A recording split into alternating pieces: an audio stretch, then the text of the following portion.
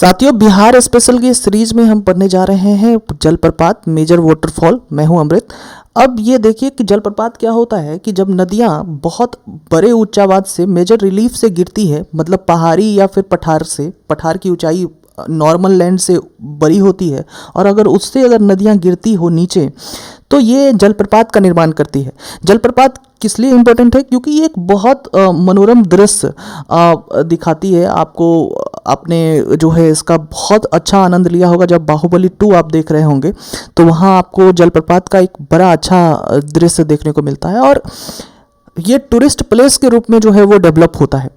बिहार में बहुत कम जलप्रपात देखने को मिलते हैं। इसका एक सीधा साधा कारण है कि बिहार जब अलग हो रहा होता है झारखंड से, तो फिर अब पहाड़ियों की जो संख्या है वो बहुत कम बिहार में पाई जाती है, और इस कारण से जो है यहाँ बहुत कम जलप्रपात मिलते हैं, क्योंकि ऊंचे से नीचे की तरफ जो है नदियों का गिरना ही जलप्रपात का निर्माण करती है।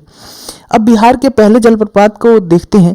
ककोलत जलप्रपात बहुत प्रसिद्ध है बिहार के अंदर, और ये आपको नवादा में देखने को मिलेगा। ककोलत पहाड़ी है, और चूंकि पहाड़ी से यह जो नदी आके गिरती है, और 7 धारा होती है, 1-2 धारा नहीं, 7 धाराओं से ककोलत जलप्रपात का निर्माण होता है।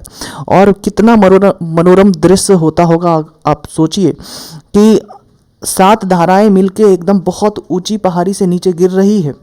और अब आपको अगर जाना हो तो नवादा से 16 किलोमीटर दक्षिण में ये स्थित है जलप्रपात।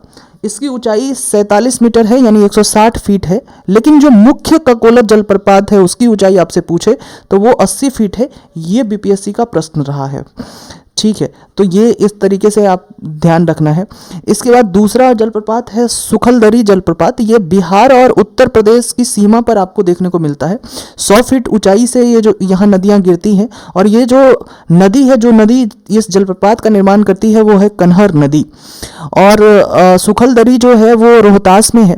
बिहार के मोस्टली जो वाटरफॉल है वो आपको रोहतास में ही मिलेगा। बिहार का अगर वाटरफॉल जिला आपसे पूछा जाए कि कौन सा जिला बिहार का वाटरफॉल कहा जाएगा, तो वो रोहतास ही है। पारसडीह जो जलप्रपात है ये नहीं पढ़ना चाहिए, क्योंकि ये झारखंड में आ गया है। लेकिन फिर भी कभी कभार जो है आयोग झारखंड से भी कुछ क्वेश्चंस पूछ देता है। तो पारसडीह गांव के निकट जो पंडा नदी है वो ये जलप्रपात का निर्माण करती है। ये पारसडीह जलप्रपात है कहाँ? गढ़वा डिस्ट्रिक्ट है झारखंड में, वहाँ है। पहले ये पलामू डिस्ट्रिक्ट का पार्ट हुआ करता था। 90s में इसको अलग करके गढ़वा डिस्ट्रिक्ट बनाया गया, और गढ़वा डिस्ट्रिक्ट के आसपास सोन नदी है, और पूरे गढ़वा डिस्ट्रिक्ट सोन नदी से भरा हुआ है। तो अगर आपको पारसडीह जलप्रपात देखना हो तो आप जो है आपको झारखंड जाना पड़ेगा। बिहार के आयोग में पारसडीह से बहुत कम क्वेश्चन पूछने की जो है वो संभावना है। तो हमने देखा ककोलत जो कोडरमा पठार से उतरने वाली धारा है, इससे बनता है ककोलत, नवादा में स्थित है। इसके बाद सुखलदरी जो है वो कन्हर नदी ये जलप्रपात को बनाती है, रोहतास में आपको देखने को मिलेगा। फिर और देख लेते हैं धुआं कुंड काव और धोबा नदी है, ये नदी बनाती है। और तारा चंडी सासाराम के पास नज़दीक मिलती है, रोहतास में आपको देखने को मिलेगा। फिर दुर्गावती खादर को 80 मीटर की ये जलप्रपात है। दुर्गावती जो है वो खुद में एक नदी है, और उसी के नाम पे जो है ये जलप्रपात का नाम पड़ा है। छान पापर एक जगह है रोहतास में, तो वहाँ ये स्थित है। उसके बाद हम जीआर खंड की बात करें। जीआर खंड फुलवरिया में है। बहुत सारे भोजपुरी गानों में आपने इसका नाम सुना होगा। जीआर खंड भोजपुर में है। तमासीन जो है ये आपको बताएं कि ये चला गया है झारखंड में, महानी नदी पे हम देखेंगे। खुआरीदाह, ठीक है, खुआरीदाह जो है वो असानी है नदी है, असानी नदी पे, इसको चलो हटाते हैं, असानी नदी पे रोहतास में है। मैंने ये कहा कि देखो रोहतास में ही जितने सारे जलप्रपात हैं उसका मेजर जो है वो रोहतास में ही आपको देखने को मिलेगा। ठंडी जो जलप्रपात है, ठंडी जल कुंड जो है वो रोहतास में ही मेजरली आपको मिलेगा। राकिम कुंड जो है वो गायघाट नदी पे है, वो भी रोहतास पे है। ओखारिन कुंड जो है ना, वो आपको देखने को मिलेगा गोपथ नदी पे, वो भी रोहतास में है। सुआरा जो है पूर्वी सुआरा रोहतास में है, और तेलहर कुंड ये पश्चिम सुआरा नदी पे है, वो भी रोहतास में है। ठीक है, देवदारी जो है वो कर्मनासा नदी पे बनती है, वो भी रोहतास में है। ठीक है। अब जो जैसे तमासीन की बात करें, तमासीन के बारे में यहाँ देखो महानी नदी पे था। तमासीन कहाँ पड़ता है? तमासीन आपको देखने को मिलेगी कोडरमा जिला यानी कि झारखंड में आपको देखने को मिल रहा है तमासीन।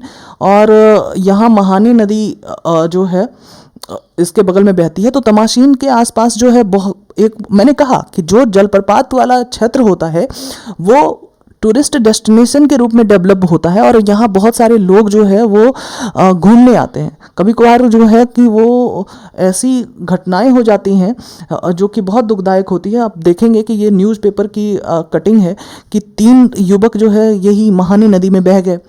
ठीक है। तो ये बातें हमने पूरी बिहार के प्रमुख जलप्रपात के बारे में पढ़ी। जैसे दुर्गावती के बारे में भी हमने पढ़ा कि रोहतास जिला में है। धुआं कुंड जो है कि ताराचंडी सासाराम के निकट है। कर्मनासा ये बक्सर में है। इसके बाद कुछ और जलप्रपात को देख लें। देवदारी अभी हमने पढ़ा है ना, कर्मनासा नदी पे है रोहतास पठार में। तेलहर कुंड अभी पढ़ा है पश्चिम सुवारा। ठीक है।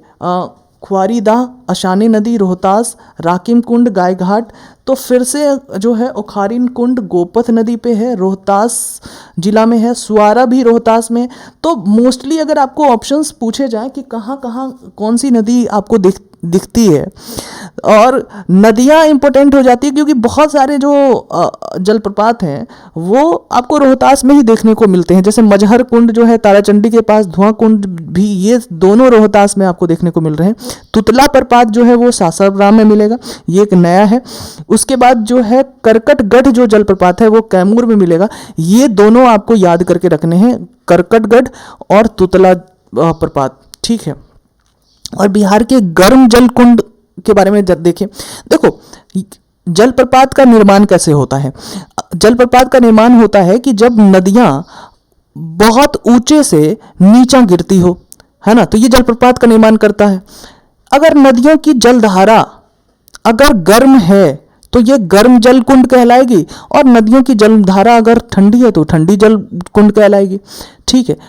तो बिहार में अभी तक हमने जो पढ़ा वो वहाँ की नदियों की जलधारा जो है वो ठंडी थी, लेकिन प्रमुख गर्म जल कुंड का निर्माण कैसे होता है, ये पानी कैसे गर्म होगा।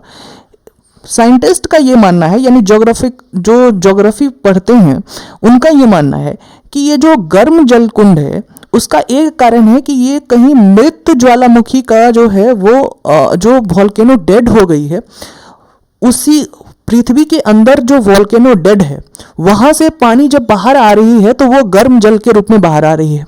इसलिए ऐसे गर्म जल कुंड में अगर आप नहाएं तो आपके चर्म रोग की जो समस्या है वो दूर होती है। तो बिहार के प्रमुख जल कुंड 2 जो है वो जिले में मिलते हैं, एक राजगीर में आपको मिलेगा और दूसरा मुंगेर में। प्रमुख जल कुंड के नाम आपको याद रखने चाहिए, जैसे नानक कुंड है, मखदूम कुंड है, गोमुख कुंड है, ब्रह्म कुंड है। सबसे जो है बड़ी गर्म जल कुंड है यही ब्रह्म कुंड। सूर्य कुंड है, सप्तधारा है। ये है राजगीर की गर्म जल कुंड। उसके बाद मुंगेर में जितनी भी जल कुंड है ये सारे भगवान के नाम पे है। ये इस तरीके से याद कर सकते हैं कि राम के नाम पे है रामेश्वर कुंड, सीता कुंड, लक्ष्मण कुंड, फिर ऋषि कुंड, लक्ष्मेश्वर कुंड, श्रृंगार कुंड, जन्म कुंड है, ये बर्थ कुंड है ना, पंचतर कुंड है ये। ठीक है।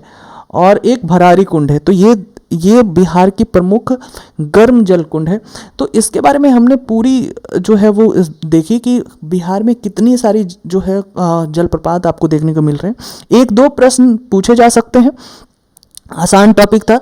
और नदियों के नाम याद रखेंगे कि कौन सी नदी ये जलधारा का निर्माण करती है, जलप्रपात का निर्माण करती है। और ऐसे प्रश्न से जो है कभी छूटने नहीं चाहिए अगर एग्जाम में आती है। Thank you very much.